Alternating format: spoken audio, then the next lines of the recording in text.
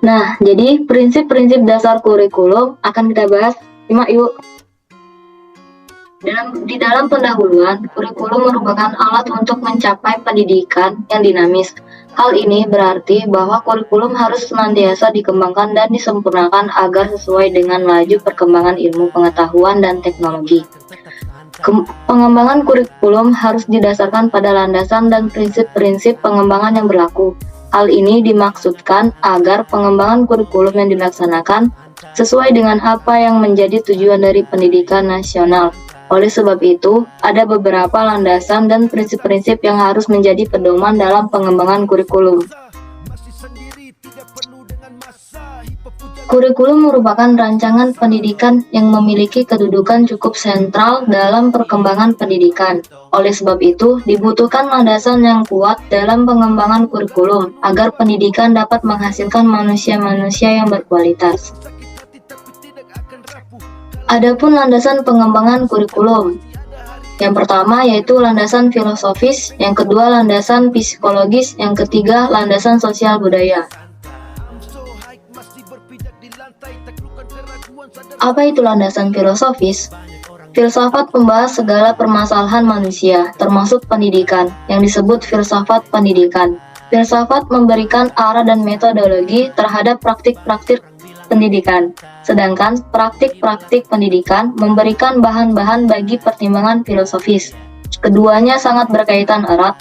Hal inilah yang menyebabkan landasan filosofis menjadi landasan penting dalam pengembangan kurikulum. Yang kedua, landasan psikologis. Dalam proses pendidikan, yang terjadi adalah proses interaksi antar individu. Manusia berbeda dengan makhluk lainnya karena kondisi psikologisnya. Kondisi psikologis sebenarnya merupakan karakter psikofisik seseorang sebagai individu yang dinyatakan dalam berbagai bentuk perilaku interaksi dengan lingkungannya. Dalam pengembangan kurikulum, minimal ada dua landasan psikologis yang mempengaruhinya, yaitu psikologi perkembangan dan psikologi belajar.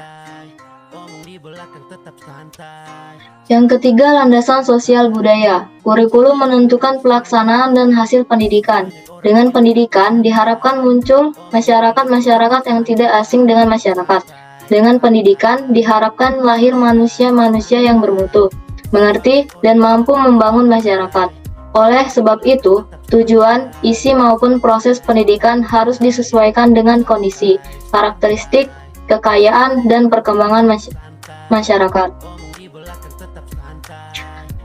Menurut Olivia tahun 1991, prinsip-prinsip dasar pengembangan kurikulum berkedudukan sebagai petunjuk langsung dalam kegiatan pendidikan dan dalam bidang-bidang lainnya.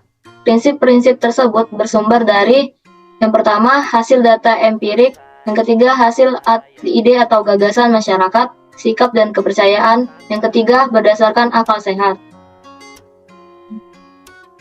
Prinsip-prinsip pengembangan kurikulum. Ada beberapa prinsip umum dalam pengembangan kurikulum, seperti juga yang disampaikan oleh Subandijah. Prinsip umum ini meliputi yang pertama, prinsip relevansi, yang kedua, prinsip fleksibilitas, yang ketiga, prinsip kontinuitas, yang keempat, prinsip praktis, yang kelima, prinsip efektivitas.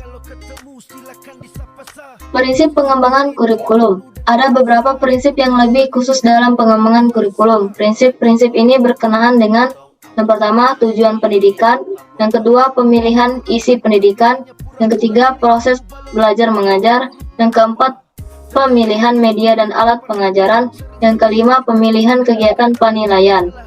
Pengembangan kurikulum yang berdasarkan pada landasan dan prinsip pengembangan kurikulum yang ada diharapkan dapat mencapai apa yang menjadi tujuan dari pendidikan nasional.